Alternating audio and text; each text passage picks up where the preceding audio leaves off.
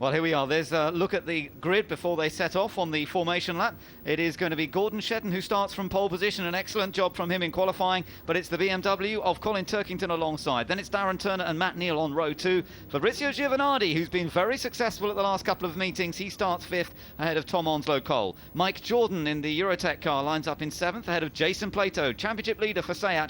He starts 8th. Then it's Matt Jackson in 9th and Owen Murray, good effort, in 10th place despite some gearbox problems in qualifying yesterday. Behind Owen Murray in 11th place we've got Tom Chilton, a bit further down than we might have expected. Then it's Gareth Howell and Matt Allison, the two Motorbase cars. Jason Hughes and Dave Pinkney, watch out for the ATEC Alphas. They've repainted them in Schumacher Rosso red. They're very distinctive. Then it's Erkut Kazilimark, Simon Blankley, the local man. Chris Stockton down there as well. Keep an eye on him. John George, Richard Marsh, Fiona Leggett's in 21st place. Martin Bell is 22nd. And Jim Poplington is back this weekend. He lines up in 23rd. Now then, Tim, a first pole position for the new Honda Civic. We've seen it win a race, but actually, to my mind, really, this is the best competitive form we've seen from the car so far. Why is that? Well, they've used this time off between the races, nearly a month, for a bit of testing, a bit of evaluation, a bit of development. They've had a very good test down at Pembrey, as have Team RAC in actual fact. So the teams have been busy, but it's really just fine-tuning that car. As you say, it's a very genuine performance. They've outperformed Seat, and by that I mean Darren Turner in terms of weight for weight. They've outperformed him, Shedden, in qualifying. So it really is a very strong performance. So Team Halford's on pole position then, courtesy of Gordon Shedden. And Matt Neal lines up in 4th place. He's carrying some ballast.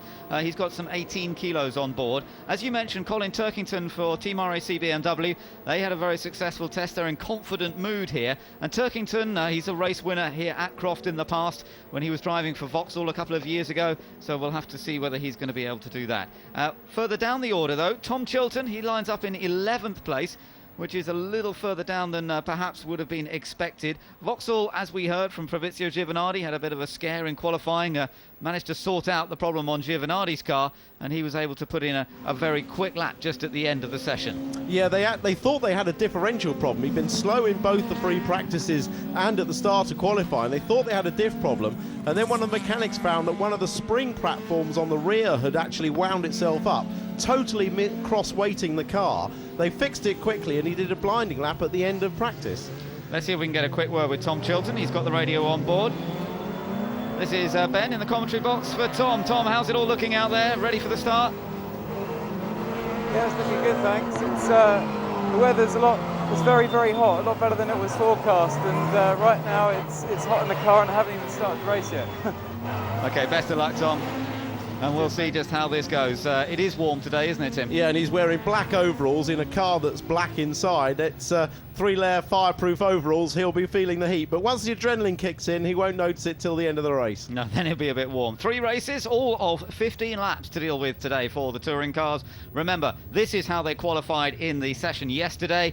They will also start the second race as they finish this first one. Then there'll be a reverse grid for race number 3. All the cars are in position, the last car onto the back of the grid.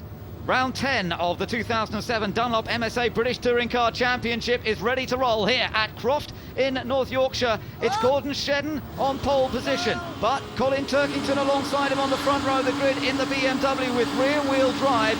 Watch for the fast starting car of Colin Turkington. Lights out, away we go, and indeed the BMW is away very, very quickly as expected.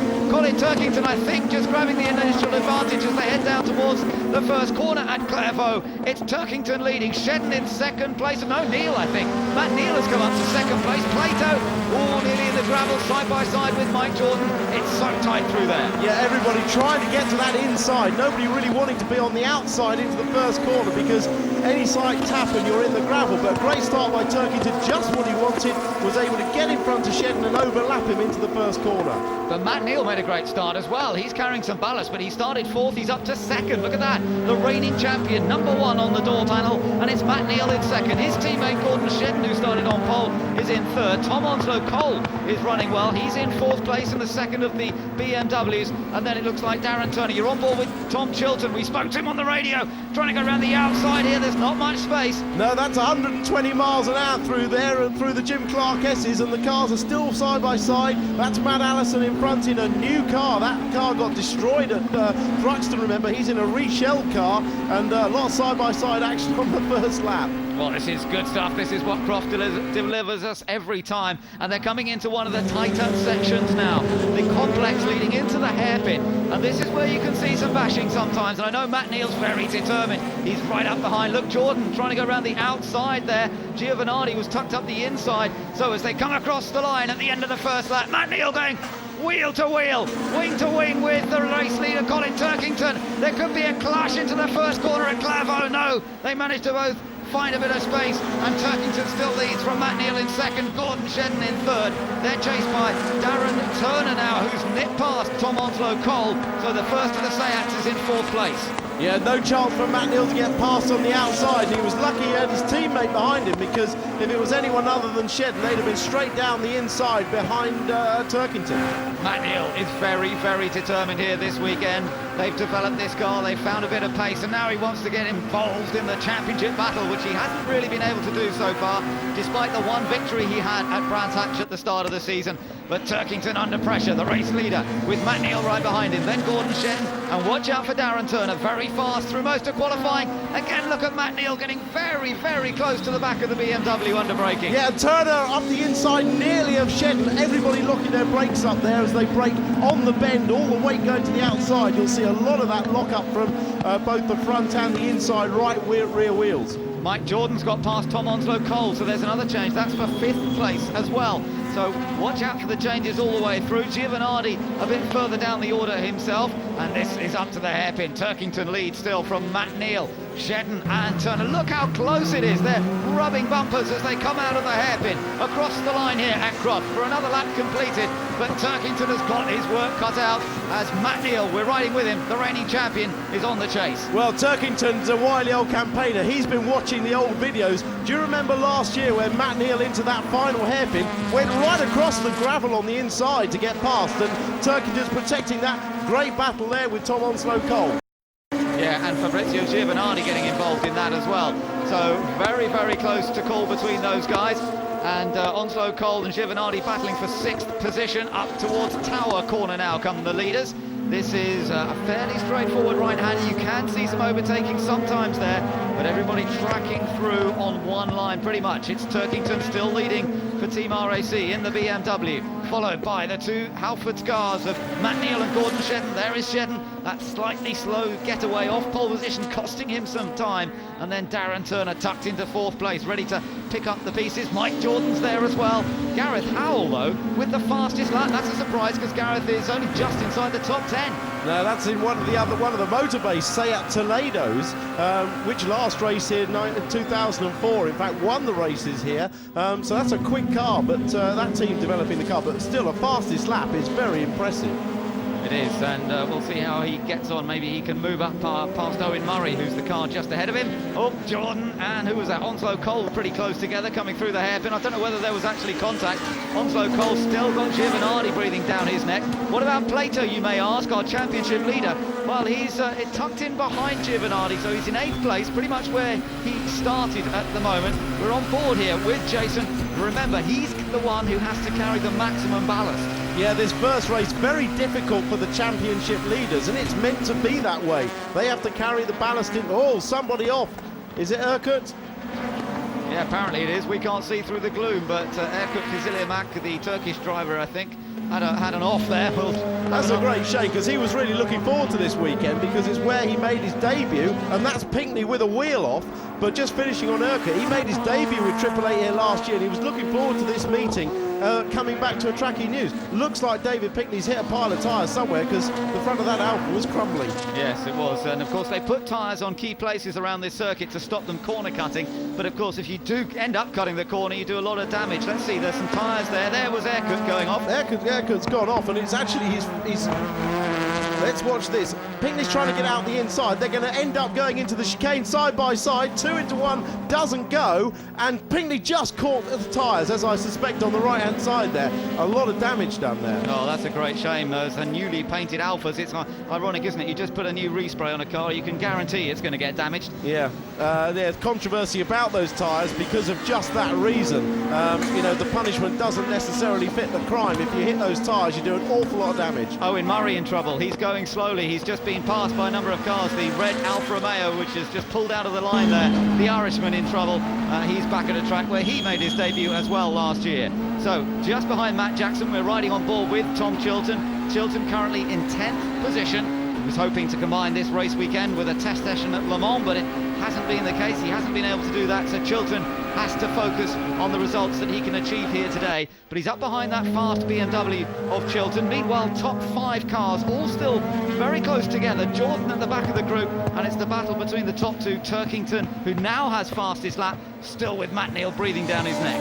Yeah, the BMW just struggling to get its tyres up to temperature, which is part of the reason it struggled so much. Oh, tyres in the way. Oh, Matt Allison had no chance to miss that.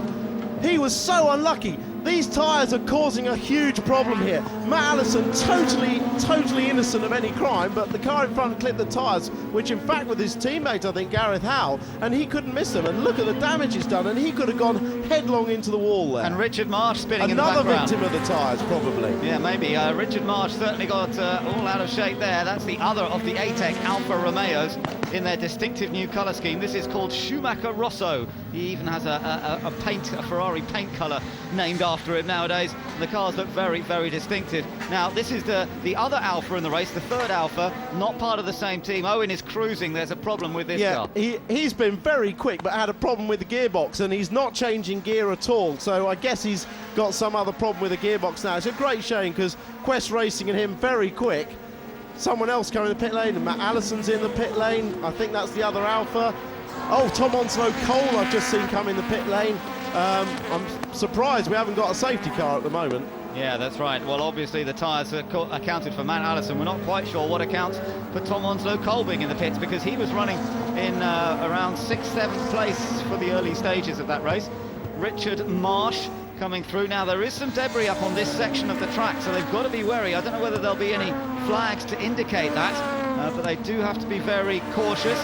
Race leader Colin Turkington through, 2nd place still Matt Neal, chased by his teammate Gordon Shedden, and Turkington's just opened up a little bit of a gap now. Yeah, as I was starting to say before all that drama unfolded, the BMW just takes a couple laps longer to get the temperature in the tyres and get the pressures up, which is why he was really under a lot of attack. That was so dangerous. That car could easily have speared left straight headlong into the wall. Yeah. But the BMW just taking a couple of laps to get the pressure up, and now he's comfortably leading. He is comfortably leading, and he's got a nice little margin of 0.78 of a second, 3/4 of a second over Matt Neal in 2nd position. But Matt Neal showing great form with this revived new Honda Civic. Tom Onslow Cole back out on track ahead of them now. He's been in the pits, remember. He's got his teammate bearing down on them. He better get out of the way pretty smartish. Well, I'm sure he'll get out of the way smartish for his teammate, but then he might just slip in behind him for a corner or two to allow him. Look, he's going to let Turkington through, slip in behind. Oh, I'm terribly sorry, I'm just in front holding everybody up for a couple of corners. It would be a nice situation this for Colin Turkington, to have his teammate between him and his nearest rival, Matt Neal. You're looking back from Matt Neal there. He's in 2nd, looking back at his teammate Gordon Shedden. He's in 3rd place through the very fast Jim Clark S's wonderful section of track this. Another fast corner at Barcroft. Very different characters to these corners, though, Tim, to what we saw in the fast corners at Thruxton, because they don't go on and on like they do at Thruxton. Exactly. Thruxton has radius. This is flick to the left, flick to the right, medium and high-speed corners. Great section of track that down the Jim Clark S's Barcroft Sunny in and out. And then this is the tight section, the complex and the hairpin. Very easy to overdrive this section, but, you know, Turkington doesn't have to protect. Look, Matt Neal's getting fed up. Contacts involved, Shedden's gone through. There'll be a little bit of an outcry about that, because if Onslow Cole was blocking, then he'll have to go and see the clerk of the course. Well, that is drama, isn't it? Tom Onslow Cole, he was a lap down. He seemed to have left the door open. I thought he had left the door open for Matt Neal. Matt Neal went up the inside, and then the door was firmly shut in his face by Tom Onslow Cole, and I think you're right, there could be some big discussions about that. Matt Neal will not like that. He will be fuming about that incident, but we'll have to see what the officials decide afterwards. Of course, all these cars not only carry our onboard cameras, but special onboard cameras that the officials are able to re-look at any incident that occurs in the races. Darren Turner there, still running well. Take another look, talk us through this, Tim. Onslow Cole goes wide, Matt Neal thinks he's letting him through, and then Tom Onslow Cole cuts inside again. Yeah, that's certainly how it looked to me as well, I must say. Certainly Matt Neal maybe hopped over the curb a fraction, but even so, it looked as though Onslow Cole was letting him through, and then there was contact. Look at this, Mike Jordan still got a bit of a shout at getting past Darren Turner here. Both of them now following Matt Neal. I don't know whether there's any damage that is affecting Matt Neal's car after that incident, but he certainly doesn't seem to be able to maintain the pace he had a few laps ago. So Darren Turner's in the sandwich here. Behind him, one of those Honda Integras that has always been rapid around this Croft circuit. Matt Neal took a victory with one of these cars here last year. Yeah, and Mike's been flying under the radar just a little bit throughout this meeting, shown glimpses of speed, but as you say, that car's a very quick car. It looks after its tyres very well as well, so in the second half of the race, and maybe that's why Mike's just being a bit patient at the moment. He's hoping things are going to fall into his lap, but Giovanardi is catching him up at a rate of knots. So 8 laps are completed. We're on lap number 9 out of 15. Colin Turkington leads by 1.6 seconds over Matt Neal. Darren Turner 4th, Mike Jordan 5th, Fabrizio Giovanardi 6th, ahead of his big championship rival Jason Plato, who is in 7th place behind Plato. It's Chilton, Matt Jackson, Gareth Howell, Chris Stockton is running quite well. He's up to 11th place in the Lexus, and he's only 1 position outside the points. And Erkut Kaziliamak, despite that little off earlier on, he is just outside the top 10 himself. On board with Matt Neal, and let's just see how close Darren Turner gets to the back of this Honda through this fast section. There's the Jim Clark S's, and now the right-hander at Barcroft coming up flat out through this one, if everything's right, and then hard on the brakes into Sunny Inn. Little short squirt. Listen to the engine. Was he flat? Not quite. Bit of a feather. Sounded like an early shift up and flat on the throttle again, and if the car's perfectly balanced, you can get through there flat. And it's important to keep the momentum up through that section. Now you're into this fiddly little section where, as you said, it's so easy to overdrive the car. You've got to drive the car hard on some sections of this track, but then you've got to calm down and drive it very patiently through this sort of section. Again, looking back at Turner, Jordan behind him. Watch out for Giovanardi as well, because the Vauxhall, the green and red Vauxhall in the background there, is beginning to close up on these guys as well. And Giovanardi knows he wants to close that gap in the championship between himself and Plato. Yeah, Matt Neal looks like he's sort of regathered himself a bit after that little contretemps with Onslow Cole. He was under pressure from Darren Turner, but you can see he's just pulled a gap on Darren Turner now. Be interesting to see if he can catch back up to teammate Shedden. Well, Colin Turkington, though, still extending his lead. Good lap last time, a 1:27.3 from Colin Turkington. That's the quickest of the front runners. Then the 2 Hondas coming through. Then the Seat there of Turner. Jordan under pressure from Giovanardi. We've got the damaged Tom Onslow Cole car in the pit, so looks as though he did hit a tyre somewhere, an errant tyre perhaps, from one of those tyres that mark the side of the track. Probably caught him out. Giovanardi close to Jordan, but in fact, maybe he made a little attempt and dropped back there because he's a few car lengths behind as we see it again. Yeah, interesting to watch through this sequence of bends. Look how tight Jordan can hold the car. He doesn't run out wide. The car, look at that, he's gained about 2 car lengths through those 2 corners on Turner. And then when we get to this really tight section, you'll see Turner running a bit wide. Mike Jordan definitely has more grip, and this is his best place to overtake. If he can get through here and then dive up the inside, he needs a decisive move, but Turner's covering it. That's where he could get through. Yeah, but of course, by covering it then, it doesn't give Jordan any space. Good, sensible driving by Turner. He holds on to 4th place at the moment. Across the line they come. Leaders have completed 10 laps. We're on to lap number 11 now, running out of time gradually. But this is an intriguing battle, this one, between Darren Turner, yet to win a race in British touring cars. This is only his first full season. Of course, he stood in for James Thompson several times last year. This Croft circuit was one of Tomo's victories last year. What happened here? John George went off. That's what happened. Looks as though it was on his own mistake. I think he just outbraked himself coming through Barcroft into Sunny One. As we said earlier, it's very difficult to stop the car there because it's on the bend. but he just ran out wide and no harm done back on the track. Now this is a little battle going on between two of the sort of privateers, if you like. Simon Blankley, the local lad, the man from Durham, at his home track. He'll get a big cheer from some of his friends and supporters here this weekend for completing that move and keeping Ed Cook behind him. So this is a good run. Just outside the top 10 himself is Simon Blankley, a man who almost mortgaged his house to go racing this year, and he's really loving it, helped by Graham Hathaway. It's a great team outfit, great atmosphere down there, and Simon's going to make the most of his track knowledge this weekend.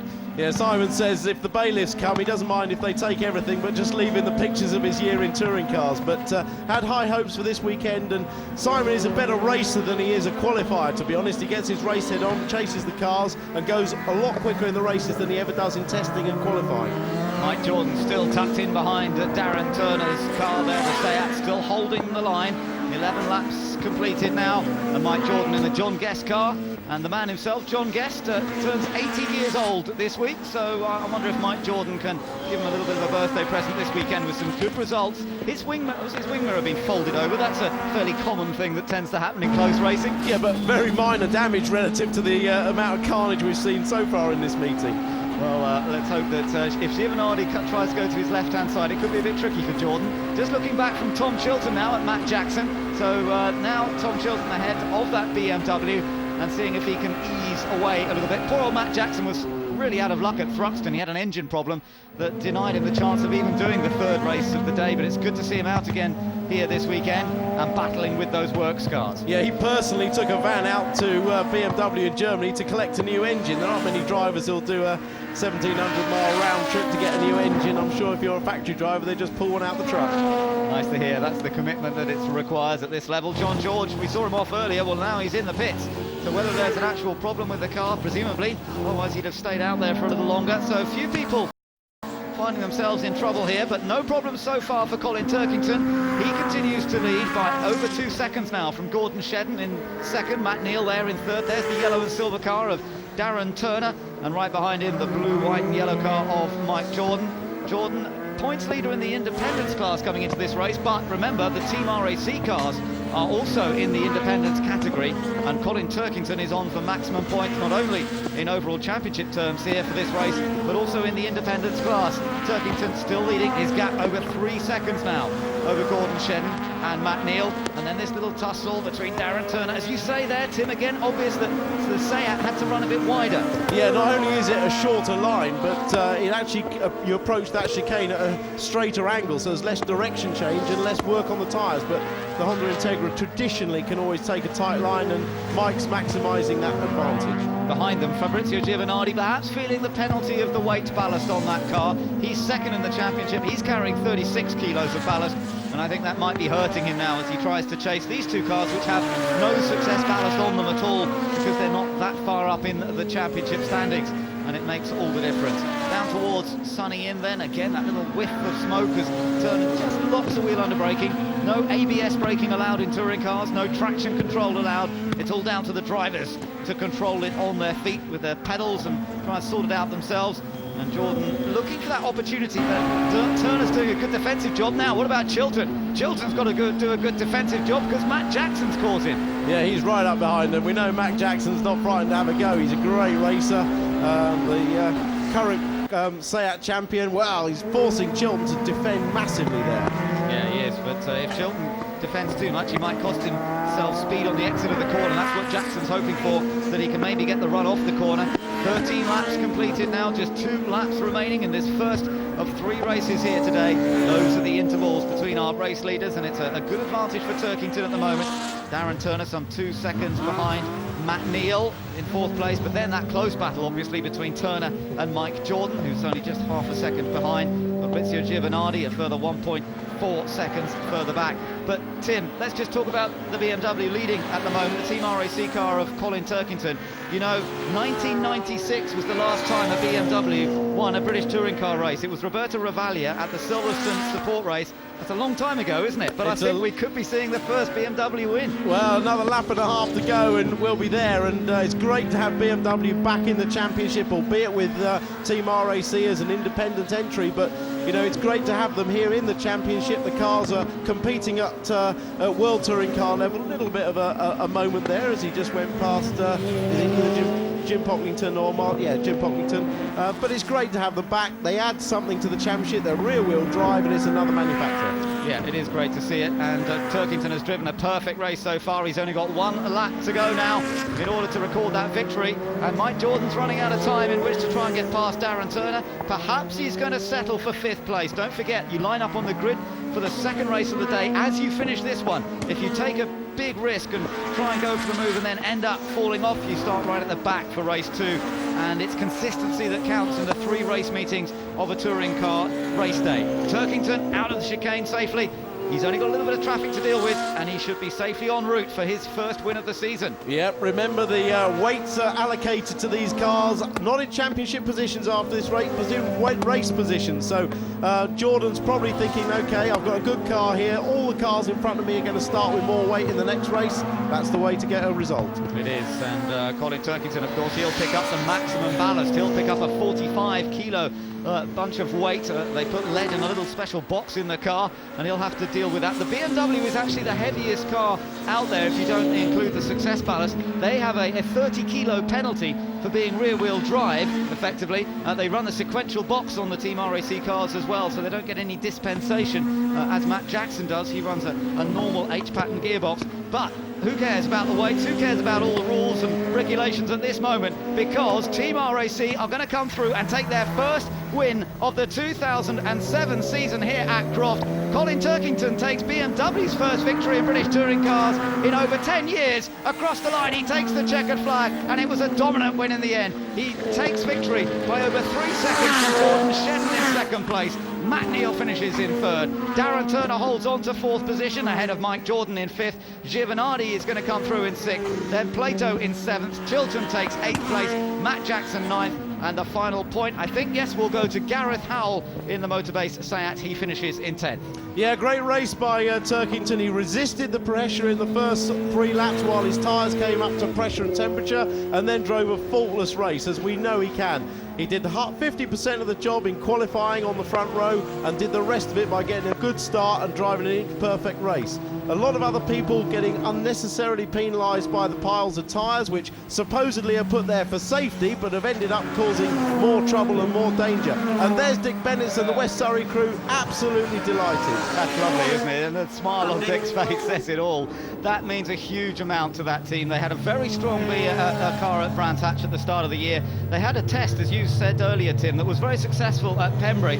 And talking to Jeff, race engineer, they were very, very pleased with the progress they've made. And he actually tried a few things of his own that he wanted to experiment with. They obviously have worked, haven't they? Definitely, and you talk to Dunlop and they say the car is now, with these revised settings, working its tyres much better as well, and there's the proof in the pudding. But it's going to put a spanner in the works for Dick Bennett's argument that he should be losing some of that 30 kilo weight penalty, because as Alan Gow said, you're competitive already and now they've won a race. That's right, absolutely. Well, it's Colin Turkington who takes the win here, and he'll try and do it again in the second race of the day a little bit later on. Second place goes to Gordon Shedden, third to Matt Neal. Darren Turner finished in 4th, a fighting 4th, keeping Mike Jordan behind him for a majority of that race.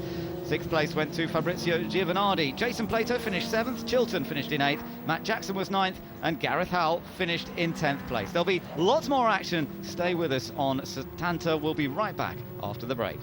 Colin Turkington, and that's going to certainly boost his hopes in the championship, although he's got some way to go. If we take a look at the table as it stands, Plato still leads. His lead is some 8 points still over Giovanardi. Matt Neal is in 3rd place, Tom Chilton 4th, and Turkington is in 5th position on 61 points. So a lot of work to do there if he's to close up on the championship leaders, but they will not count anything out until it's absolutely impossible. So that's how the championship looks at the moment. Let's get down and hear from our race winner from that first race of the day, Colin Turkington. He's with Warren Poll. Thanks for that, Ben. Colin, first win of the season. Yeah, it's a fantastic feeling. I've really missed it, this season, but great result for Team RAC and, the brand new BMW. This is just our 4th meeting, so to come out and get a win this early is unbelievable result for us. We've come close, at Brands Hatch with 2 seconds, and then sort of lost some form, but we're back with a vengeance now, and hopefully we can continue. It's a beautiful thing to see and well deserved. Bit of help from your teammate, you think?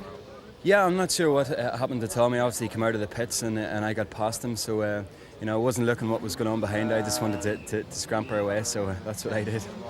All right, well, good luck for the next one, Colin. Thanks very much, Warren, and great to hear from Colin Turkington. A superb effort from him in that one. Gordon Shedden and Matt Neal, though, confirming that Team Halfords have got that new Civic going extremely well, very rapidly.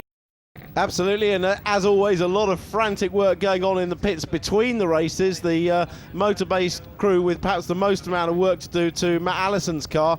That car, a reshelled car after the Thruxton accident, and it ended up after hitting the tyres. One of the front chassis legs was about 2 inches higher than the other, so that had to be yanked back into position. So they've done a lot of hard work. The Quest Racing team have got Owen Murray's car back out, and yeah, as always, a few wings and panels and bumpers being replaced, and a fair degree of tank tape as well.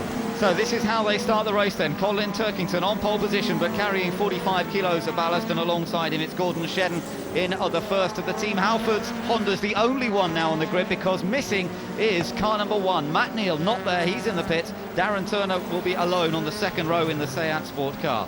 Next up it's Mike Jordan in the Eurotech Racing Honda Integra, and he's got Fabrizio Giovanardi right alongside in the Vauxhall Vectra. Jason Plato lines up 7th, just ahead of Tom Chilton in the second of the Vauxhalls, and then it's Matt Jackson in the privateer BMW. He's got Gareth Howell alongside in the motor-base Seat. Chris Stockton next up, he's 11th on the grid in the BTC Racing Lexus. Simon Blankley, the local lad, he lines up in 12th position. 13th is Erkut, the Turkish driver, and he's got Martin Bell next to him in the privateer BMW. Fiona Leggett starts in 15th place in the bioethanol powered MG. Jim Poplington is 16th on the grid in his BMW. John George lines up 17th. Richard Marsh is 18th in the ATEC Racing Alfa Romeo. Thomas O'Cole, as I mentioned, he's towards the back. Lots of progress to be made by him, I think, starting 19th. Owen Murray could go well too from 20th position. 21st is Matt Allison in the repaired car. David Pinkney also, his car has had some repairs. He starts in 22nd position, and at the back on his own is Jason Hughes in 23rd.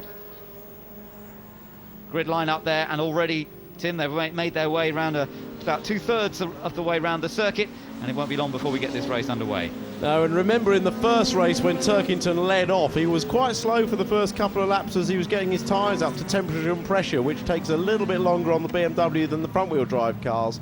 Additionally, hampered with 45 kilos of weight, he's going to be a little bit of a sitting duck at the start of this race. It's going to be very interesting to see how he gets on carrying that ballast.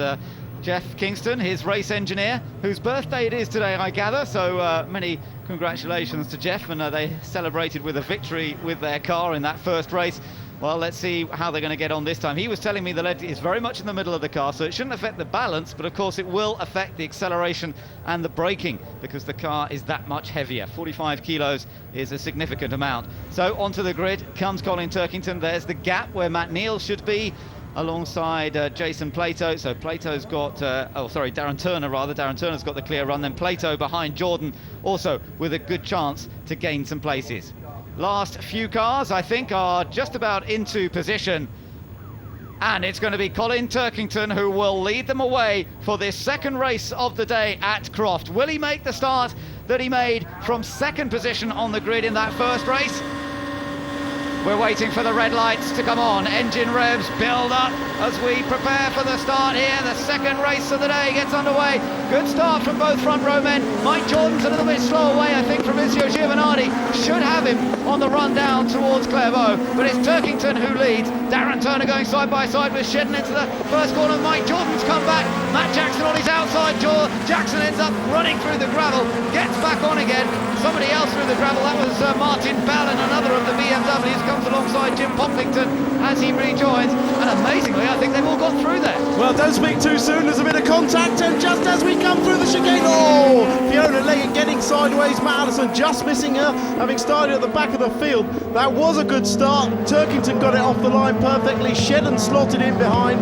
Matt Jackson actually made the best start in the white privateer BMW, but ended up on the outside at Clairvaux and couldn't make any progress. So race leader Colin Turkington, second place Gordon Shedden, third place it's is it Plato or is it Turner? Let's check that. No, there's Plato, so it's Turner who's the first of the Seats, and we're now sitting in behind Plato with Tom Chilton.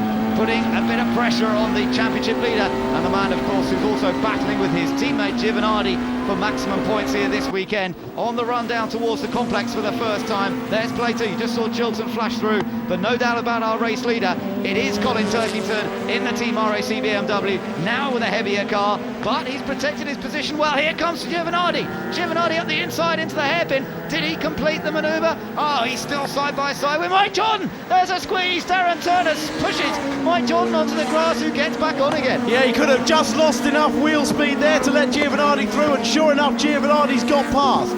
So, Jordan loses 2 places there, does he? In effect, no, just the 1 place to Giovanardi. Cross the line, and Turner holds on to his place, but it's all getting a little more physical perhaps in this second race than it was in the first. And through the chicane they come. Turner in 3rd, Giovanardi in 4th place, Jordan in 5th, and then right behind him is Jason Plato. And then behind him is Tom Chilton in 7th place. Leader into Tower Corner, but it's behind the leaders that we're really watching the racing going on. And Chilton was getting alongside there with Plato, but couldn't complete the manoeuvre. Yeah, at the moment of the 2 championship protagonists, here's a replay. Giovanardi got onto the inside of Darren Turner while he was passing Mike Jordan, gave him a tap which slowed him up and put Mike Jordan out on the grass. Yeah, that was an interesting one. They did well to all recover it again, and this is that little group of cars still racing for position. Jordan in the blue and white car looking to pressurise the Vauxhall Vectra of Fabrizio Giovanardi, the car that has won 4 races at the last 2 events of British touring cars, but finding it a little more difficult here at Croft to make the moves. But there's no doubt he is pushing hard. Here's the other Vauxhall with Tom Chilton tucked in behind Jason Plato, and this group, it's growing, and Plato up the inside of Jordan as he squeezed through, rubbing bodywork. Meanwhile, Owen Murray's off. Yeah, well off the circuit there. That's coming into the complex at the end of the lap, so he looks like he's got a problem. Apparently he's dropping oil, but back to the front, Giovanardi. It's Chilton down the inside of Plato. Yeah, and he's made the move, but can he hold it? I'm not sure he can. Plato recovers the place. It's getting very physical between these two. Chilton gets squeezed out. Jackson goes through, and I think Gareth Howell will get past as well. Well, they're going to be side to side. How wisely backs out of it, otherwise he'd have been in the same boat that Dave Pinckney was in the first race and had a fistful of tyres. But look at Matt Jackson, he's really storming through. Yeah, now Matt Jackson's got a chance of passing Plato. He's trying to go around the outside at Tower Corner. You have to be brave to complete a manoeuvre like this, especially against a wily campaigner such as Jason Plato, and in the end he has to back off. Let's look at the replay. This is the inside. This is a result of Plato having to go at Turner, being slow out the corner. Chilton seizes on that, comes down the inside, but just runs wide there and gives Plato the position back on the inside. Oh, and a hefty swipe there from Plato's. They squeeze through a gap that's really only wide enough for 1.5 cars, and they managed to somehow get 2 cars through there, but not without a little contact. So Plato's still in there. Behind him is Matt Jackson, and then it's Tom Chilton. So Chilton was the loser in that little confrontation, but he hasn't completely lost out. He's still in this race, and he's going to try and pressurise again. Jordan turns in. This time he gets a clear run through the hairpin. There are our leaders, though. It's Turkington from Shedden, and then Turner and Giovanardi. The gap back to Jordan, Plato, then Jackson, who's currently running in 7th place, then Chilton in 8th place behind him. Howell is in 9th, and Chris Stockton in 10th position. Fiona Leggett's just recovering from a spin. Yeah, it's starting to close up just a little bit amongst these front 4. Turkington lapping 28.0, but Turner and Giovanardi, the 3rd and the 4th cars there, lapping quicker than about a 10th quicker. Yeah, Turkington just easing out a bit there, you're right, on this lap, but he's locked up the right front big time. Oh, and he's made a big mistake, Turkington. He could lose the lead. He has lost the lead, and surely he's got a major problem maybe with that car, I don't know. He's back to 2nd. He's slotted in between Shedden and Turner. Now, that is a very uncharacteristic mistake by Turkington, and he's desperately trying to get himself back into this. That's Richard Marsh off in the Alfa Romeo. It looks as though there's not too much damage done, but it's Shedden now who leads for Team Halford.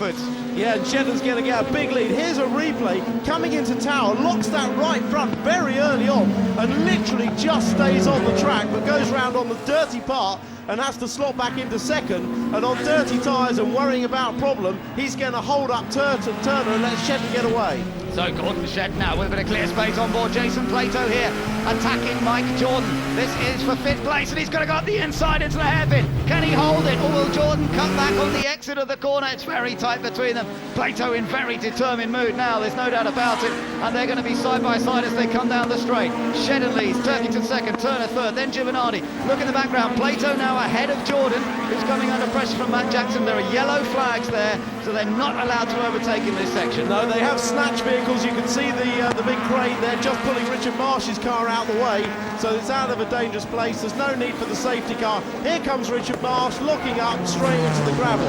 That car's now been removed, just makes the tyre wall as well to add insult to injury, but that car's out the way, so the yellow flags will be gone next time round. Well, look at this. This is Giovanardi attacking Turner for 3rd place.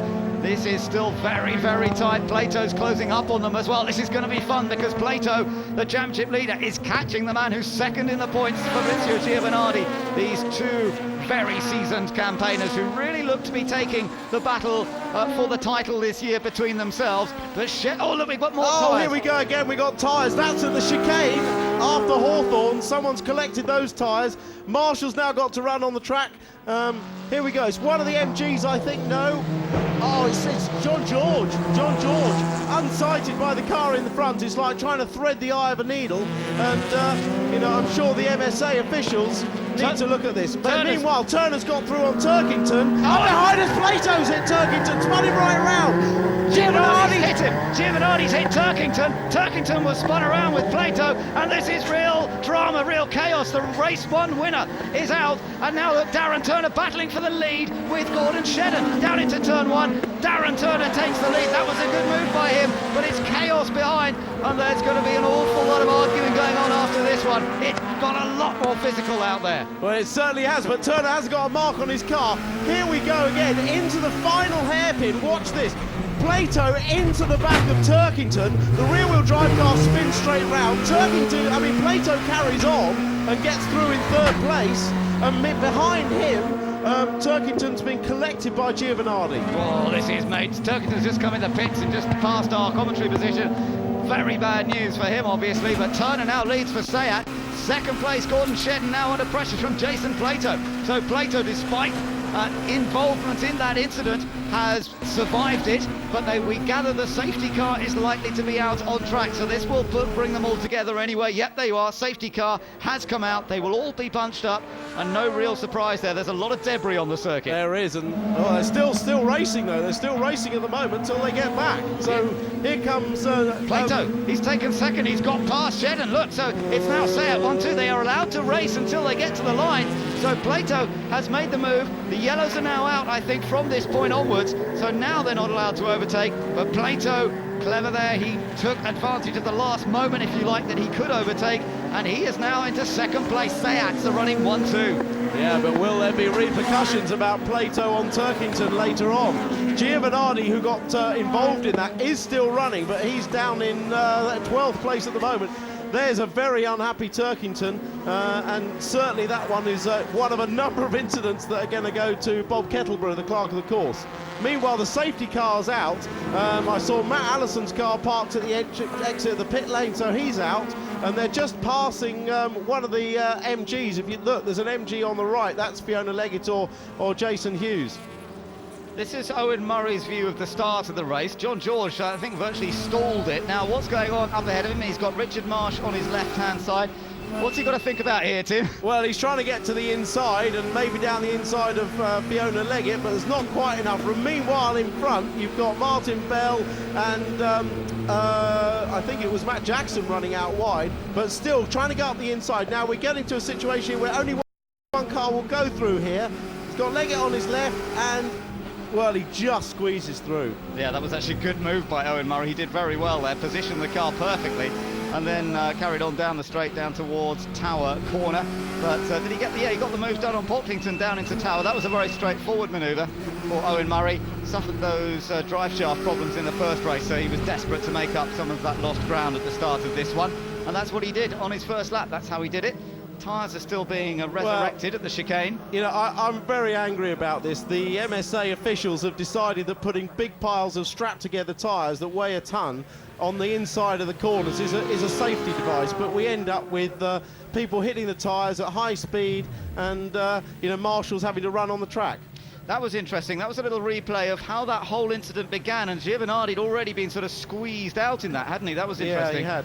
So it was all starting at the previous corner to the hairpin where it started to go wrong, and then it all went horribly wrong for Turkington and Giovinardi when they did get to the hairpin with a little bit of help from Jason Plato. But there's Owen Murray out. There's the guy we were riding with on that replay at the start. Well, he might have made up some places early on, but I'm afraid it's not going to carry on. Meanwhile, down in the pits, Warren is with Colin Turkington. And they have there's oil in the circuit but no flag, so I went off down on the back straight.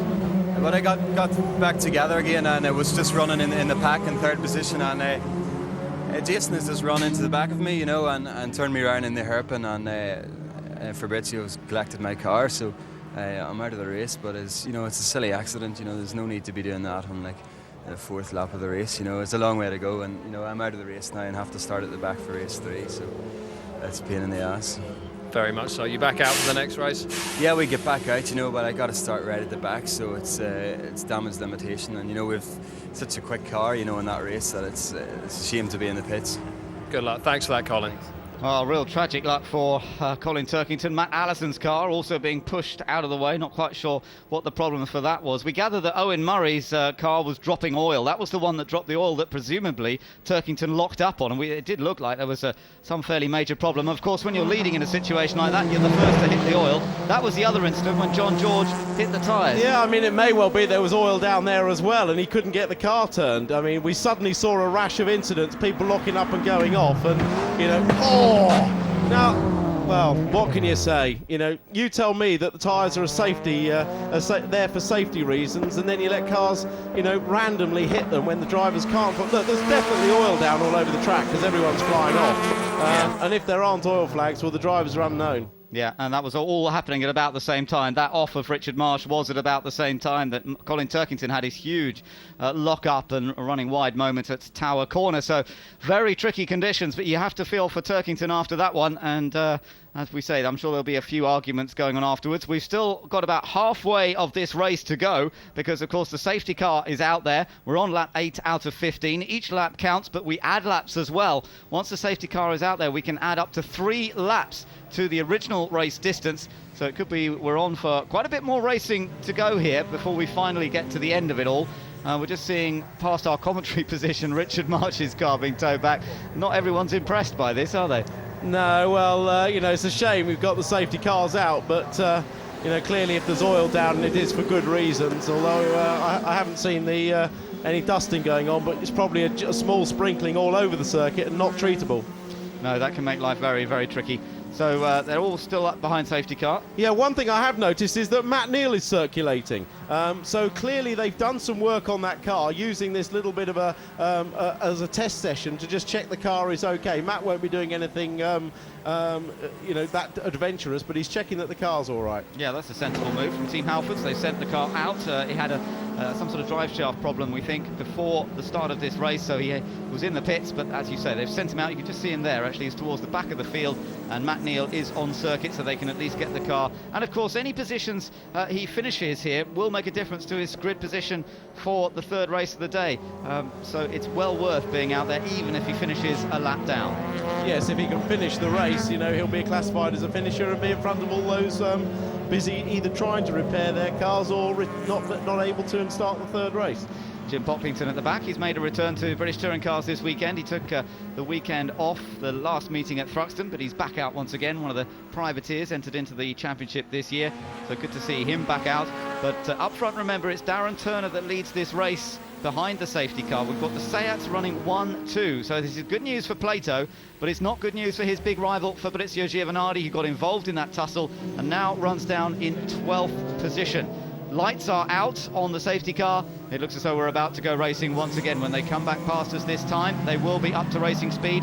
little damage, Tim, to the front of Plato's car. Yeah, interesting scenario as well, in that Turner, who is looking for his first win, has now got his teammate and championship protagonist right behind him. Oh, could there be team orders? I think so. They're not even disallowed in this, so there'll be no FIA investigation and no Ron Dennis Ron speak afterwards. So sad as it may be, I think that it might be a rehash of 2004 when Rob Huff was leading the race and was asked to get out of the way for Jason. Yeah, that was here at Croft as well, wasn't it? Now look, a safety car in, leaving it to the last minute, but he came in, and it's Darren Turner who will lead at the restart. Jason Plato follows him in second place. Behind them we've got Gordon Shedden defending busily from Mike Jordan on one side and Tom Chilton on the other. Tom Chilton now trying to go around the outside of Jordan as they turn into Clairvaux, but no, he can't do it. Slots back into place, probably the sensible thing to do there. Behind them Jackson and Stockton follow through. Stockton up to 7th place now. This could be a mega result for Chris Stockton and for BTC Racing with that Lexus, the black car that's towards the back of this group. Shedden,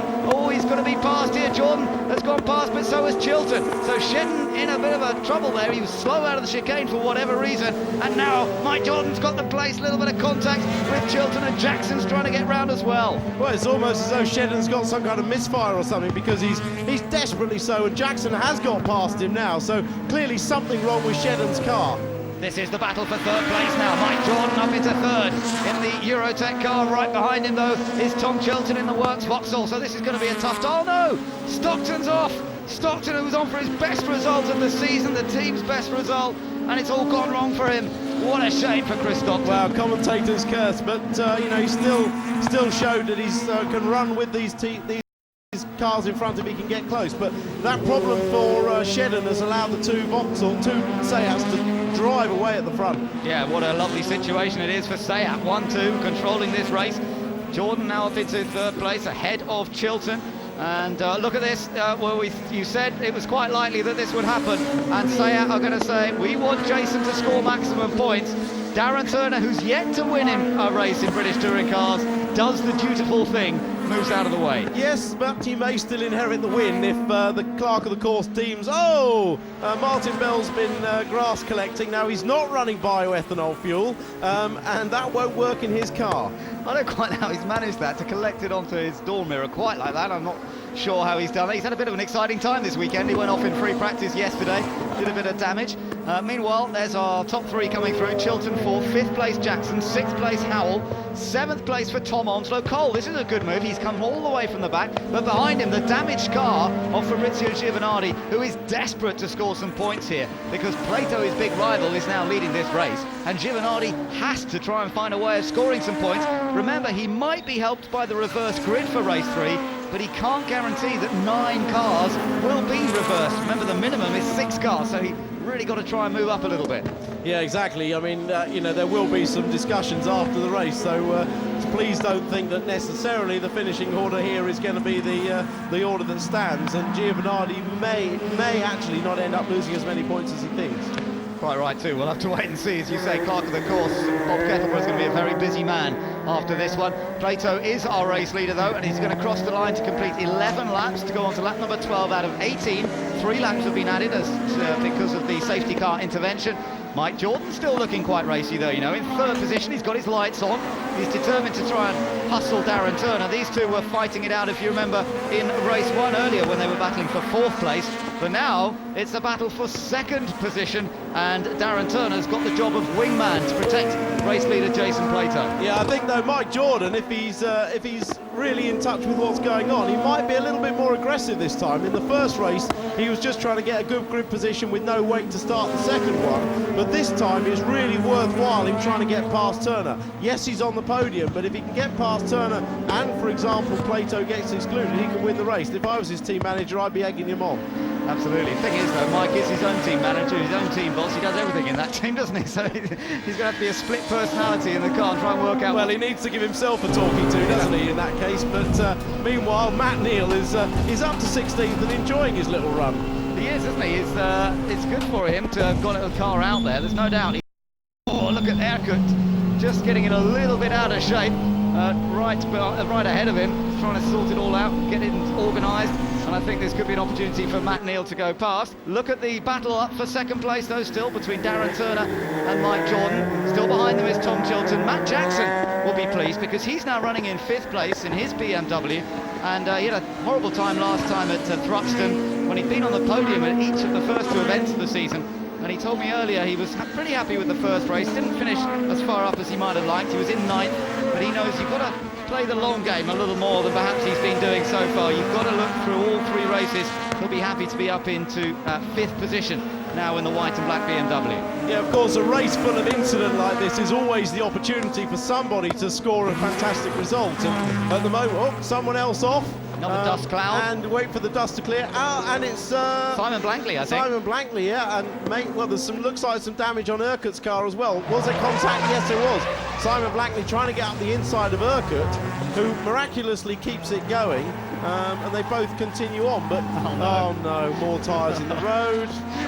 It's right fortunately just slightly off the line. Right. They should be able to miss that, but nevertheless another dangerous situation. But yeah, you've got people like Gareth Howell in 6th place, Tom Onslow Cole, who started from the back in 7th, and the more that go off, the better it is for Giovanardi, who's now 8th. Yeah, that's helped him a lot, hasn't it? Giovanardi in 8th place. If he can try and stay with Onslow Cole. Of course, Onslow Cole's going pretty quickly just ahead of him, and his car looks undamaged, unlike Giovanardi's, which has got a fair old bit of damage to the front end of the Vauxhall. Top 3 round the hairpin then, and Mike Jordan looking for another podium finish, and he is top independent in this race, so that will help him continue to build up the lead he's got in the Independents Championship. Yeah, for sure. Hopefully it's just a bit of burning oil and not real oil, but it could well be oil. He went through the gravel, of course, and maybe he's either cracked the sump or pulled an oil line off or something, but it doesn't look good. Another one to congratulate is Gareth Howell. He stayed out of all the problems. There's Simon Blankley, who has pulled off to the side of the road. So Gareth Howell now up into 6th place, so that's a bit of a boost for him and for the Motorbase team. They've been struggling a little bit, but they've got good race pace going on. It's the blue, black and orange car just coming into shot there. Gareth Howell, good effort that from him. Behind him still it's Onslow Cole and Giovanardi. Giovanardi getting a little bit of a look to get alongside. It looks more like a banger racing car, that Vauxhall, but it's still fast. It does, and Urquhart has just come into the pits with a trail of oil underneath the car. Right, so there's definitely some oil on track, so these guys had better be careful to watch out for any oil. Makes it very, very slippery. Here's a chance for Giovanardi down the inside. Oh, that was a lovely, lovely move by the experienced Italian. And despite the state of his car, he pulled off a beautiful passing manoeuvre. That's brought him up into 7th place. That was real class, because that is so difficult to do. To turn the car any tighter unweights it even more, and then it's even harder to brake. But he didn't overshoot the apex one bit. That was a really good overtake. Classy stuff from Giovanardi. We saw it in qualifying yesterday. We're seeing it again in a hard-fought race here. But race leader is his main championship rival, Jason Plato, who continues to lead from teammate Darren Turner. Turner doing a fine job of holding off the rest, which is led by Mike Jordan and then Tom Chilton. Matt Jackson's a little bit off this group at the moment. Still this battle for second going on. Slightly different lines through Hawthorne. Again, the slightly wider line for Turner. Jordan still there with a potential podium finish here, maybe even more, depending on what happens afterwards. This was the move.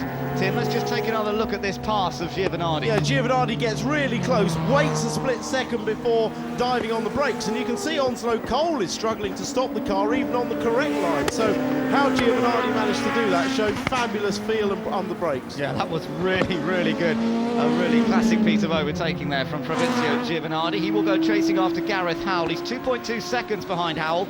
If he can gain one more place, it could be crucial in terms of the reverse grid, but we'll wait to see what the Wheel of Fortune tells us in terms of how many cars will be reversed on the grid for race 3 this afternoon. There's no doubt about our race leader, though, the man who has won every event so far, at least one race. Of course, France actually won a couple of races, but he then won a race at Rockingham, he won a race at Thruxton, and he could be on target to win one race here. Of course, it will be a provisional victory if he does cross the line first. It will be subject to investigation, I'm sure, by the clerk of the course afterwards. But nonetheless, at the moment, he's across the line ahead of the others, and the gap, what is it now, 1.1 seconds between himself and Turner.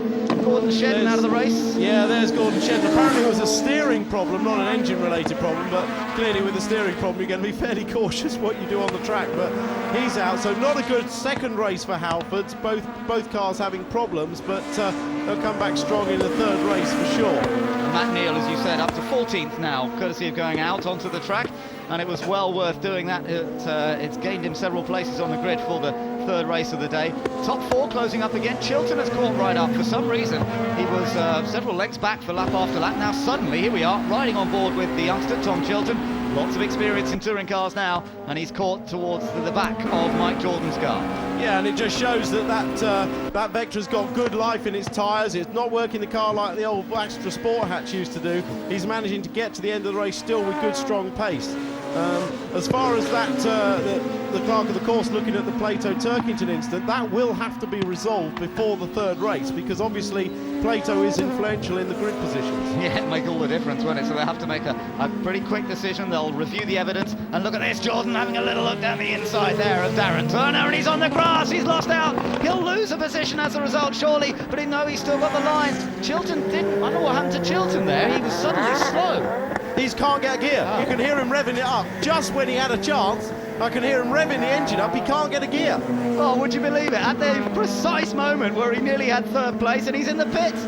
It's all over for Chilton. He's not having much luck this year, is he? He's had a few podiums, but just when he needed a result there, it's gone away from him, and it allows Matt Jackson up into 4th place, Gareth Howell 5th, Giovanardi is now up into 6th place in that damaged other Vauxhall, but it's all over for Chilton. That's either gearbox or clutch, something gone there, but he had no drive clearly. So yet again, the back row guys are coming through well, with Howell up to 5th, Onslow Cole 7th, but Matt Jackson in 4th place. Could he get another podium? He's had one already this year. That's right. Well, let's see what he can do. He's racing hard here this weekend. I think he's quite a long way back from those top 3 cars, so I don't think he's going to pass them on the road, but of course, as we know, it could end up on decisions taken after the race that will affect the results. Howell is now 5th, Giovanardi 6th, Onslow Cole 7th. Jason Hughes is in 8th place, and he started 23rd and last for this race.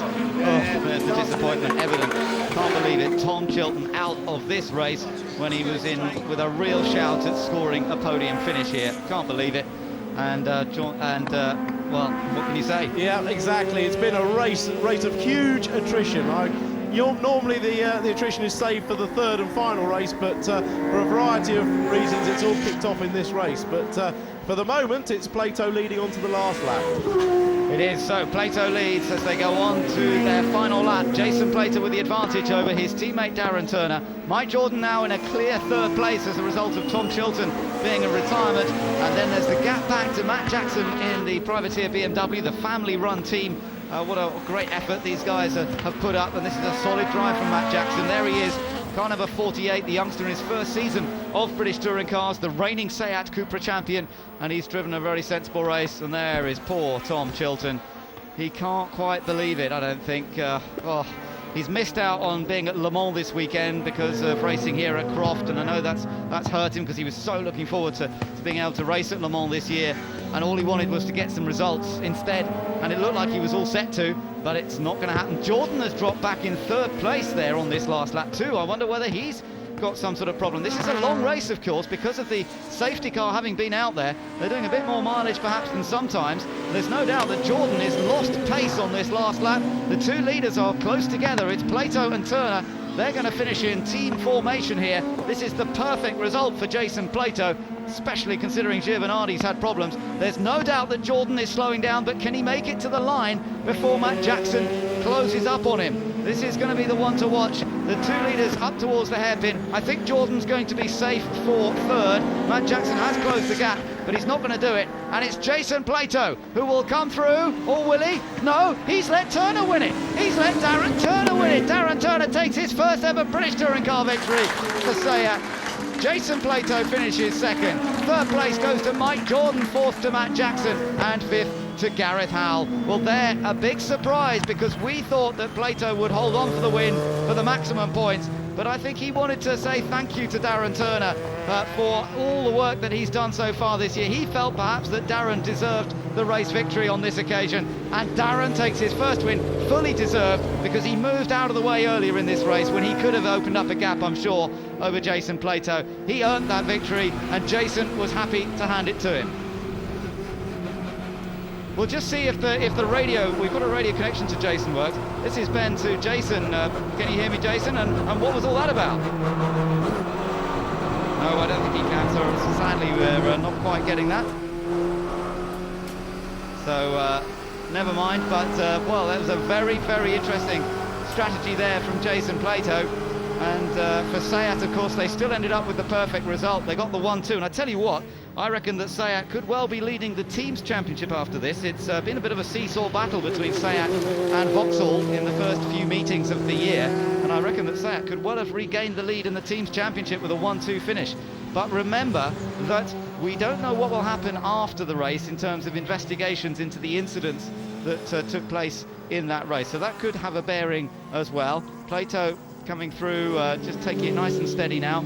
Jordan finished in third place. Mike Jordan, another solid podium finish, and Matt Jackson behind him. Fastest lap went to Turner, by the way, our race winner in the end. He set that on lap number 2. So the result, Turner the winner from Plato. Sayat take a 1-2 finish ahead of Mike Jordan and Matt Jackson. Gareth Howell finishes in 5th, Fabrizio Giovanardi in 6th, and then Tom Onslow Cole from towards the back finished 7th. Jason Hughes from right at the back finished 8th. He finished ahead of John George and Chris Stockton, who gained the point despite going off in the middle section of that race. So, real dramas in race 2 of the touring cars here from Croft. We'll be right back with all the reaction after the break. Darren, first win of the season. First win in the championship, so I'm really glad that's off, all done and dusted now. I mean, it's been a long time coming, nearly a season now. No, just over the moon for Sayat. They've put a bit of faith in me, and finally I've been able to repay their faith. So it's just a great job by all the guys in the car. The car was great for the race, and you know, we worked with the team for the race strategy, and I had a bit of tension from Mike Jordan towards the end, but he, I don't know, he maybe had a few mistakes towards the end, so it gave me a bit of a breathing space. But pretty hot now, and just going to enjoy the win now. We'll let you cool down a bit. I was going to say, it looked like a real team effort. Jason, what do you make of that? Yeah, I mean, you know, it's not rocket science to know that you get a point for leading the race. The team said, look, you know, we'll do that early on. You get in front, and then you know, it's only fair that I repay that back to Darren. So yeah, we're a great team. We play things well, and yeah, great result for Sayed. Well, it's warmed the cockles of our hearts here. One other question for you: what's your take on the hairpin incident that you were involved in? Typical, usual hairpin incident at Croft. You know, lots of cars. You know, off the restart, all close together. People break early, some people hit others, on those things. You won't expect any comeback from it? I wouldn't have thought so, no. Okay, thank you very much, Jason. Thanks, Warren. All innocence there, of course, from Jason Plato. There of Tom Onslow Cole starting in 3rd place on the grid. We've got the formation lap to go, of course. Let's hope they can all get away on that cleanly, and then we'll be into the race itself. Chris Stockton, by the way, spoke to him a little bit earlier. He got the point for 10th place, and he was involved in a mighty battle for that 10th place. Had a little bit of an incident with Tom Onslow Cole, which pitched him onto the grass, but nonetheless really enjoying himself here this weekend. So let's confirm the lineup on the grid for this race. It is John George on pole position in the privateer JAG Motorsport Honda Integra. Then alongside him it's the Cartworld Racing MG of Jason Hughes. On the 2nd row of the grid we've got Tom Onslow Cole in the Team RAC BMW and Fabrizio Giovanardi in the VXR Vauxhall Vectra. 3rd row Gareth Howell for Motorbase Performance and Matt Jackson for Jackson's Motorsport in his BMW. Mike Jordan lines up on row number 4 with Jason Plato alongside him, so keep an eye on his progress, see if he can come through. And then it's Darren Turner starting 9th, the winner of race 2. Chris Stockton, who we mentioned, going well here in the Lexus, he starts in 10th place. 11th on the grid, Jim Pocklington and Martin Bell, 2 of the 6-cylinder BMWs, the slightly older style cars. Then it's Matt Neal, the reigning champion. He starts on the 7th row with Tom Chilton alongside. Watch for those to come through the pack. Up behind them we've got Turkish driver Erkut Kızılırmak and Simon Blankley, the man from Durham, just down the road from this Croft circuit. Gordon Shedden on the 9th row with Dave Pinkney alongside in the Alfa Romeo. Behind them we've got Matt Allison in the second of the Motorbase cars and Fiona Leggett in the number 2 Cartwell Racing machine. Then at the back of the grid it's Colin Turkington on his own, because Owen Murray has not been able to take his position on the grid, and nor has Richard Marsh, who was due to line up behind them, but he's been pushed back into the pit garage. So that's how they line up then for the start of this third and final race of the day. It's due to be another 15-lap encounter, but that of course depends a little bit on whether we see the safety car as well. Don't forget the safety car laps can be added up to 3 laps. So as we saw in race 2, we had an 18-lap race rather than the 15-lap race that it was due to be.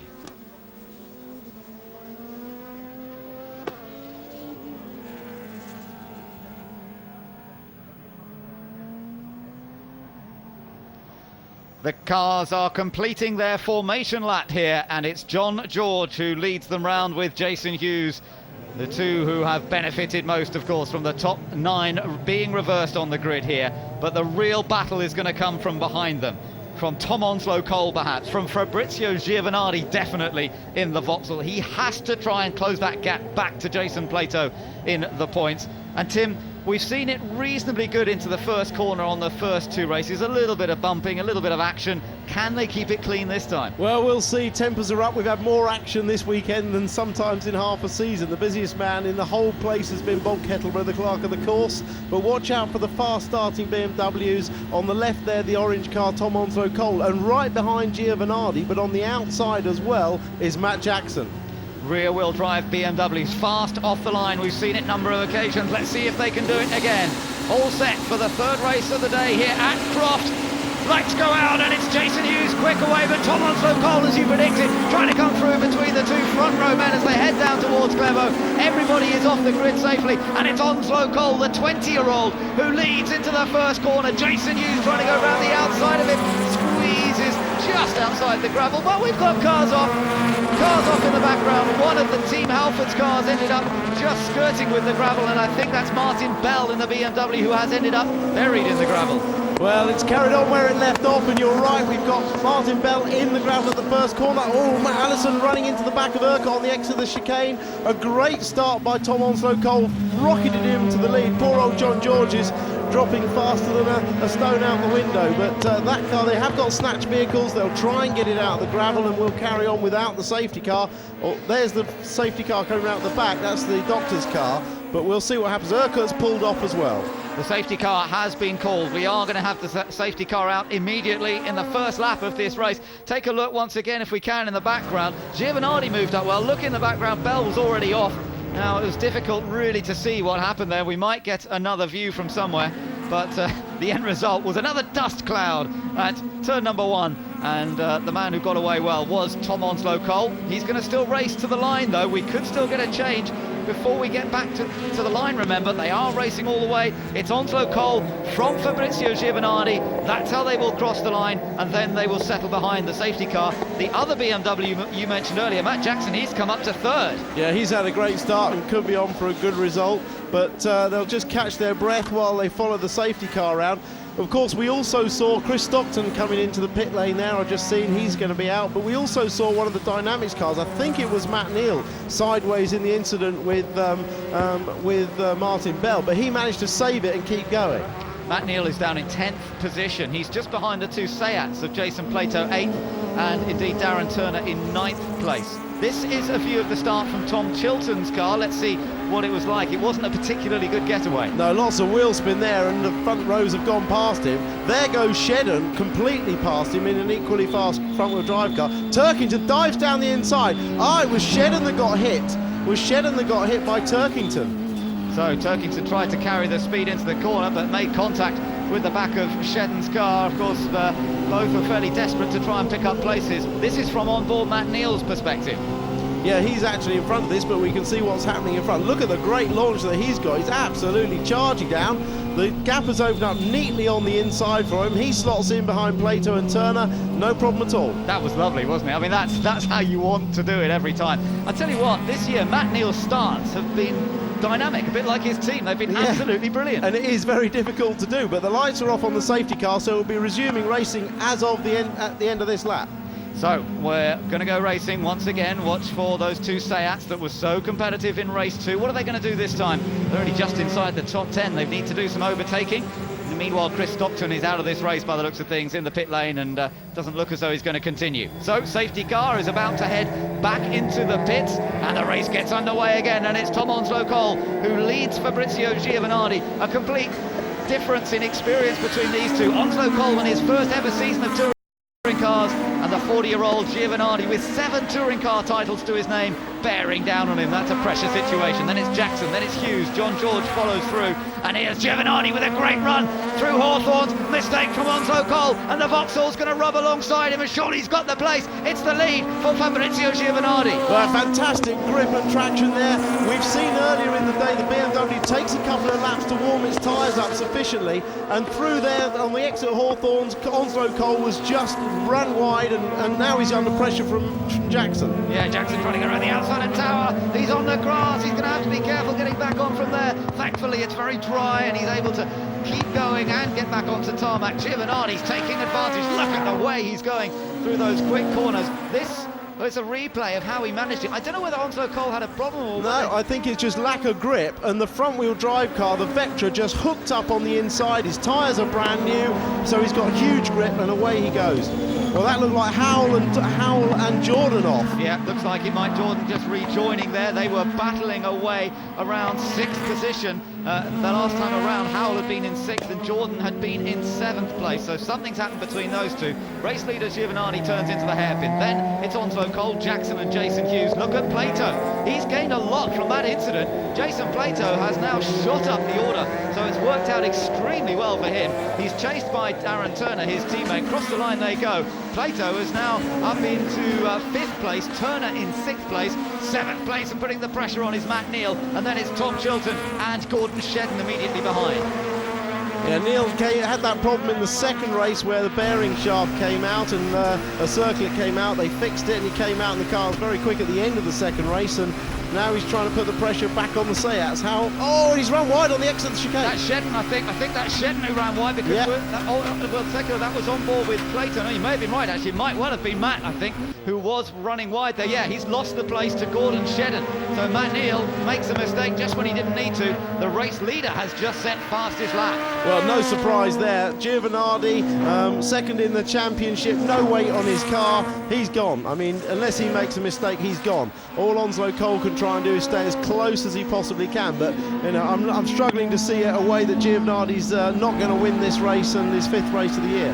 Tom Chilton, his teammate, hasn't won a race so far this year driving for Vauxhall, and he's got himself tucked in behind the Seat now of Darren Turner. He's got himself into 7th place, but there's a long way to go if he's going to get on the podium here, and he's up against these Seats which have shown great pace here, not only this weekend but in the past as well, on this 2.1 mile former airfield track in North Yorkshire, tucked in tight to the hairpin.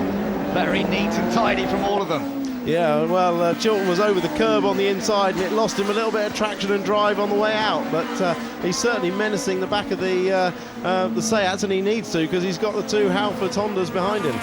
Yeah, this is quite a confrontation. Jason Plato there running in 5th place, championship leader as we know, but his big rival is currently leading the race, so Plato will want to try and pick off 1 or 2 more if he possibly can keep that gap alive. Then it's Tom Chilton behind both Seats in 7th place.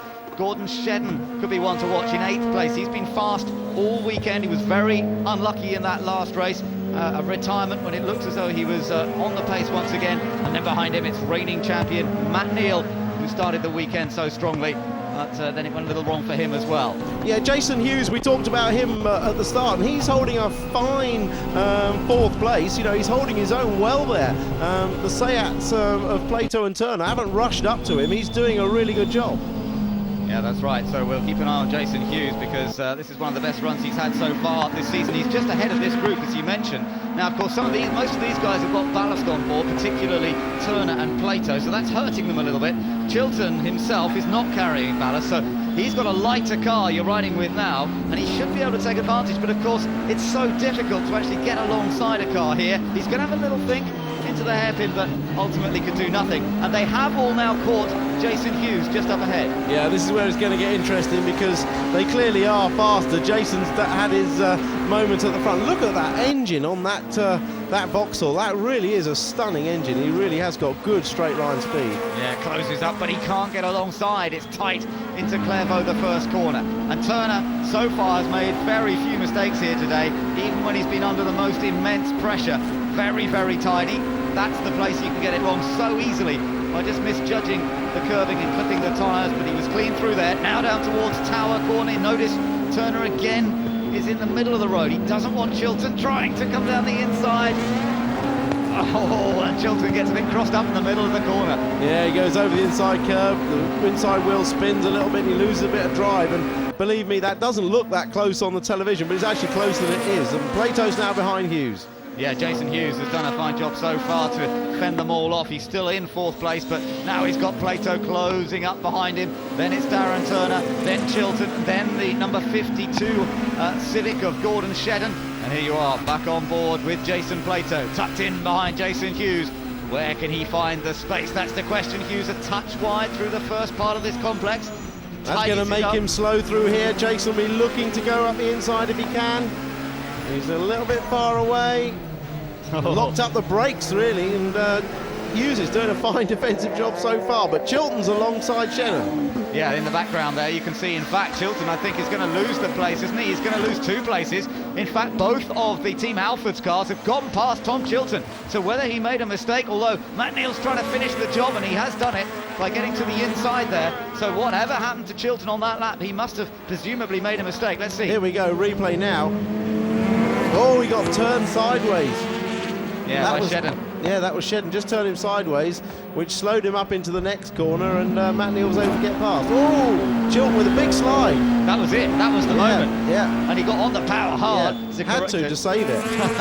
Well, Tom Chilton won't be too pleased about that. Again, a little bit of physical action going on in the touring cars here at Croft. It is a tight circuit. It's a demanding track. They love the place, but you do need a bit of sort of bodywork, panel rubbing to get past another car sometimes.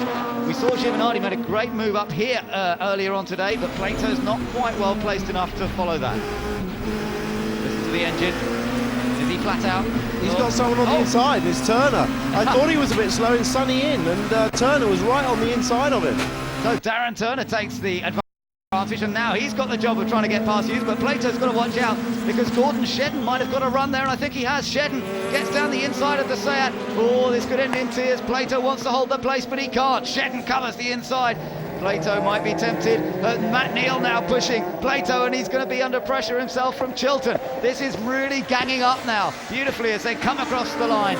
We're on lap 8 out of 16, nearly half distance, and it's still Giovanardi leading up front, but it's this battle that's going on for fourth place and behind that's keeping us absorbed currently. Yeah, and Jason Hughes is still there in fourth place, doing a great job, but they're all ganging up behind him. I'm a little surprised that that move of Turner's on Plato's, unless Plato made a mistake. Here we go into Sunny in, Plato in front. Plato's run wide. Turner had no choice but to pass him, really. But of course, that's left Plato out to dry, and soon enough, the Halfords cars were ganging up on him as well. But for his championship, that puts him further behind Giovanardi. Well, I think there might have been a slight change. Yes, Hughes has been passed now. Look at that. He's been passed by both Darren Turner and by Gordon Shedden. So Jason Hughes' valiant attempts to stay up front. The reverse grid held him up there for a while, but he's driven beautifully anyway. Turner's just done exactly what Plato did on the last lap. He's run wide and has allowed Shedden through. So Gordon Shedden up to fourth. Well, I said the track was very dirty offline, and they're just getting caught out, coming in very deep through Barcroft, trying to stop the car and getting on the dirt, and then you can't get the car into the apex, and well, that was a mirror image from the two Seats on consecutive laps. On board with Tom Chilton, he's still tucked in behind Matt Neal, and further up ahead you can see the other Seat still up there, but it's Gordon Shedden now who leads this little queue, so it all has changed around a little bit. That's the view back from Matt Neal's car, looking at Tom Chilton, they're now running in 7th and 8th places. By the way, Colin Turkington is up to 9th place. He's a little bit behind, or not far behind this group actually. Look in the background there, you can see Turkington and then Mike Jordan, who had that little incident with Howell earlier on in the race. So those guys are still in there, and Turkington could be one to watch as this race progresses. He could. A lonely race at the front with just over 3-second gap from Giovanardi to Onslow Cole and then back to Jackson, and then comes the big battle for 4th. So they're all queued up together here, but there is Turkington, and they're right behind. Oh, that damage to the passenger door there is Mike Jordan, but the car's still running okay, and Turkington started in 21st position on the grid, and he's now up into 9th place. So the man who won the first race of the day in the Team RAC BMW is really charging here. Question is, can he now find a way past some of these cars up ahead, which have all been involved in this tight tussle for lap after lap? The next one he's trying to try and pass is Tom Chilton, and that ain't going to be easy. No, it's going to be tough, but it's a great race from Turkey. It's a hallmark of his driving style that he has a great finishing record. I mean, the second race, this meeting when he was turned around, not his fault, but he does have a great finishing record. He's got that knack of getting through traffic and staying out of trouble and finishing races and getting points. Well, let's see what happens this time, because he has closed right up. A little bit of oversteer. You can see the front wheels just correcting that slide as he came off the hairpin. He's got Mike Jordan tucked in behind him as well. And these two are going to both try and now move up past that Vauxhall, but they're not close enough on the run down towards Clairvaux. So he's going to have to try and work this a little bit more carefully.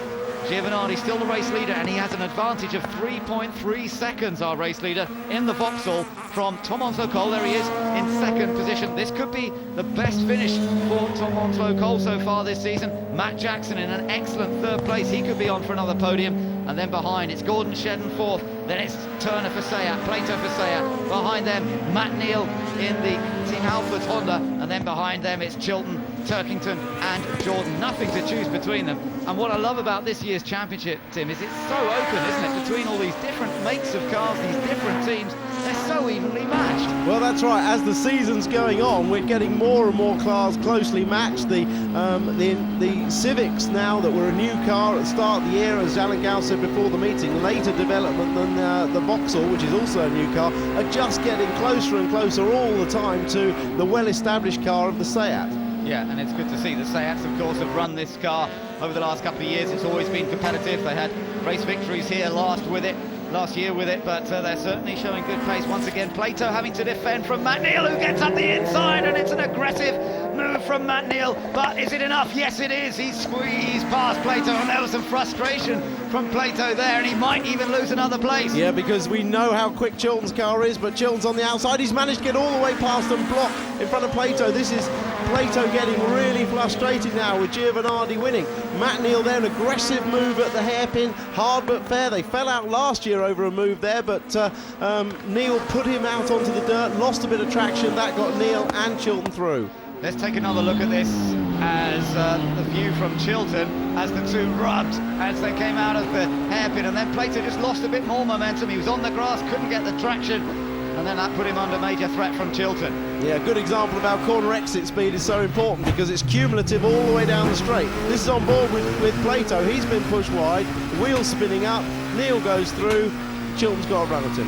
Yeah, that's done the door mirror on Matt Neal's car, no surprise there. Pushed it out of position, but that's not going to worry Matt Neal. He's aggressively moved up another position there. Turkington now has come in behind Plato, of course, because with Plato dropping back down the order a little bit, Turkington will be the one who's next to try and get past. This is for 8th place. Now, what can Colin Turkington do here? Can he find a way past the Seat? It can be done, but you've got to take a bit of a gamble. He might try it up at the hairpin. Remember, Plato punted, well, not punted, but he went for the move on Turkington in race 2, which ended up with Turkington spinning. I wonder if Turkington feels it's time for a bit of payback here. Well, I don't think Turkington particularly thinks like that. He actually thinks very fairly, and he races very fairly, but certainly he won't have forgotten that manoeuvre in race 2, and yeah, it is a place that apparently Plato is a little vulnerable. Well, he has been passed by Matt Neal there, so we'll wait and see. Through this section, there's nothing to choose between the cars, and Jason Plato just controls the pace as they head along the longish straight towards Tower Corner, and he holds the right-hand side of the track because that's the most natural, most obvious place to try and overtake. You're looking at race leader Giovanardi. There's the gap back to second-placed man. That's Tom Onslow Cole. Then the other BMW with Matt Jackson comes through, neat and tidy through there. Gordon Shedden in 4th, and then Darren Turner in 5th place with maximum ballast. Right behind him it's Matt Neal, and then behind them it's Tom Chilton. Looking back from Plato now, and look how close that BMW is to the back of the Seat. Nothing in it at all. The car's bobbling under the braking and on the bumps that Sunny in and Sunny out. Crucial to be clean out of this one. Again, top quality driving from all of these guys, and it's so hard to take advantage. Yeah, these guys are driving absolutely on the edge. You can see the car dancing around using every little bit of road. They're right on the edge. It's like driving 15 qualifying laps. Oh, Plato had to cover the inside that time. Turkington looked to cut back. Now can he get the better exit out of the corner? Nothing to choose. Interesting there out of the hairpin. There's nothing really in traction terms between having a front-wheel drive Seat or a rear-wheel drive BMW. No, definitely not. But Turkington now all over the back of Plato. You can't get past there. He's just trying to put him off in the mirrors, or at least the mirrors that are still left facing backwards anyway. But good drive by Shedden as well. I mean, he was back in this group earlier on, and he's worked his way forward and shown good pace because he's pulled away from Turner. Yeah, and I think one of the stories of the weekend has been the fact that the Team Halfords cars are every bit as quick as their rivals from Seat and from Vauxhall, and that's going to really open things up in terms of the championship. And also that the BMWs, for that matter, are on exactly the same sort of pace. They had a couple of disappointing events at Rockingham and at Thruxton, but they've been bang on the pace here this weekend, and that's what I mean about it being so wide open. You're following Darren Turner, you're on board with Matt Neal. Now, Matt Neal, I know, is one of those drivers who will take a bit of a chance, especially in race 3 of the day, if he sees any chance of getting past. We've already seen him do it on Plato. Now he's going to try and do it on Turner as well. Yeah, exactly. These cars look so similar, don't they? Very similar sort of shape, wheelbase, everything else. Very evenly matched. Yeah, the Honda, the new car though, and so they're still developing it. They're still working on making it better. The Seat, that's a more developed machine already. A lot of work has gone on that car, not only here, but in the World Touring cars. A lot of data. Here comes Matt Neal. He's trying to repeat what he did on Plato.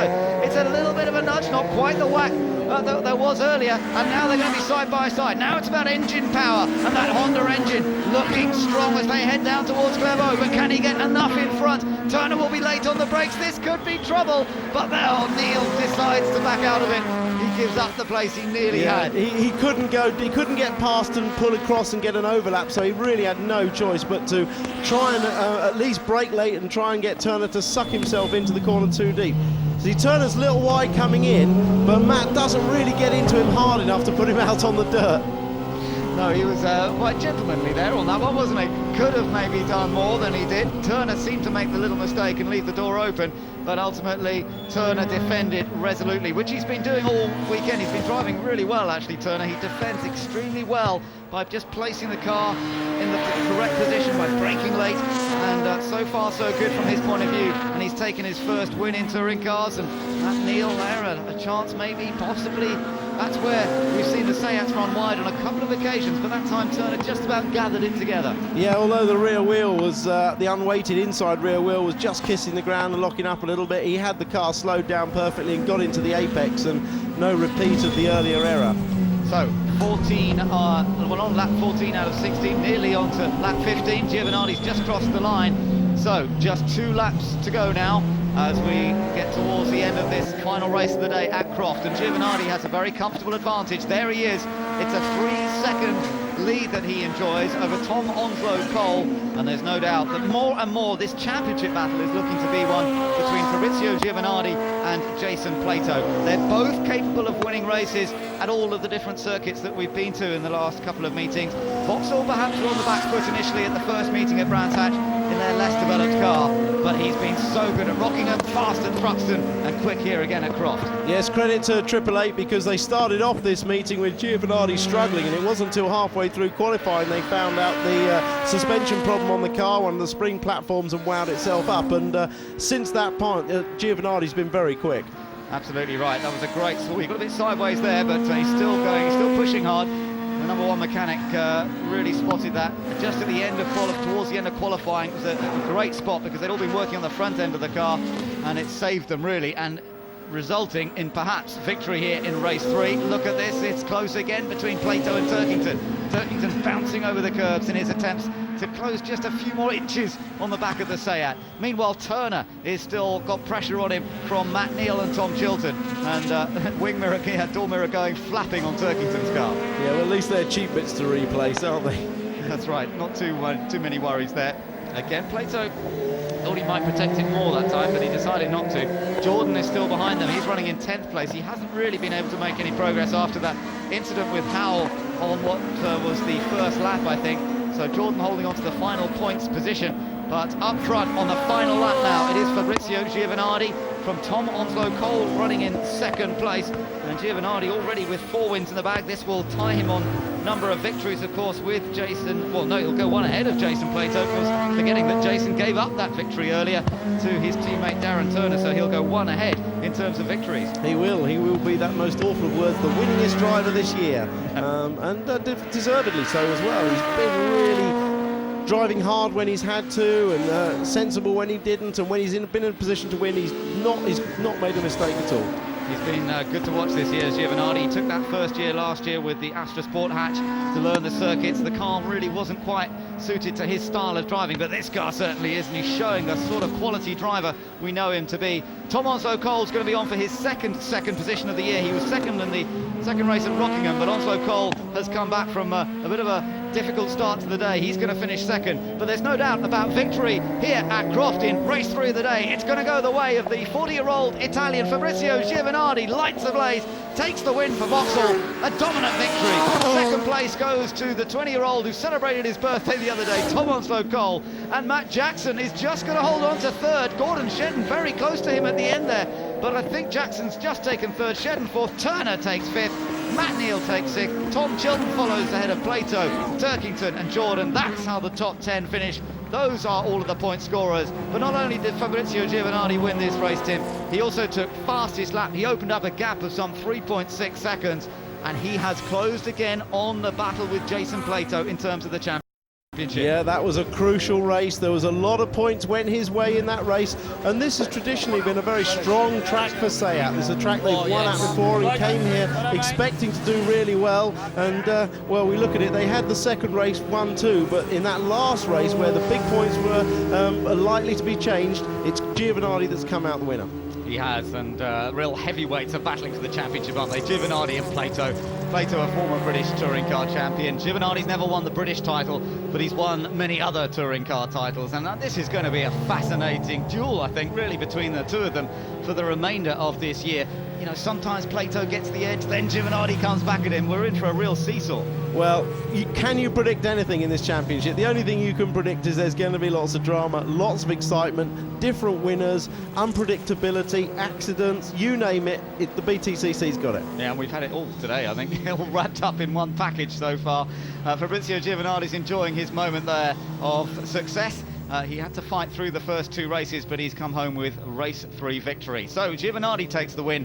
Onslow Cole in 2nd place. Matt Jackson an excellent 3rd. Another podium for the man in his debut season as well. Gordon Shedden 4th, Darren Turner 5th. Reigning champion Matt Neal 6th, ahead of Tom Chilton in 7th. Jason Plato finished 8th. Colin Turkington was 9th. And the final point went to Mike Jordan in 10th. Welcome back to our coverage from Croft, and that's Fabrizio Giovanardi celebrating, hitting the roof of his car and jumping up on the bonnet to celebrate victory. What a crucial win that was to close back up to Jason Plato in the championship, and that's very, very important. And we can hear from the man himself. He's with Warren. Yeah, really.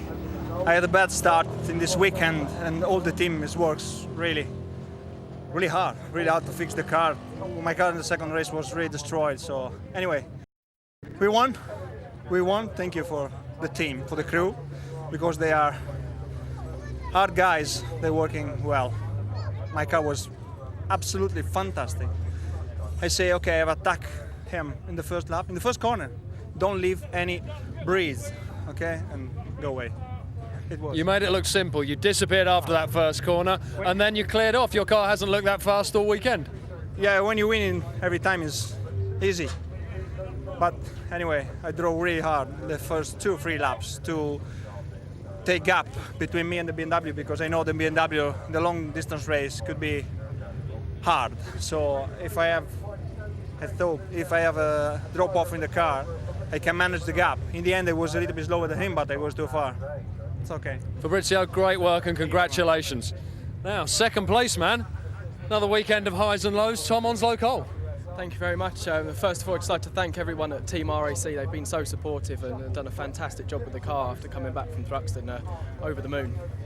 But it wasn't just the car, you had to drive it. Yeah, definitely. The interface between the steering wheel and the seat. But no, it did go really well. It's a shame about the first race, but we were confident from then that we could hopefully pull something back from the back of the grid, and that set us up good for that race. Then that is the beauty of this touring car format with 3 races in a day, isn't it? Definitely. Exciting. It is the best racing out there. Tom, thanks very much.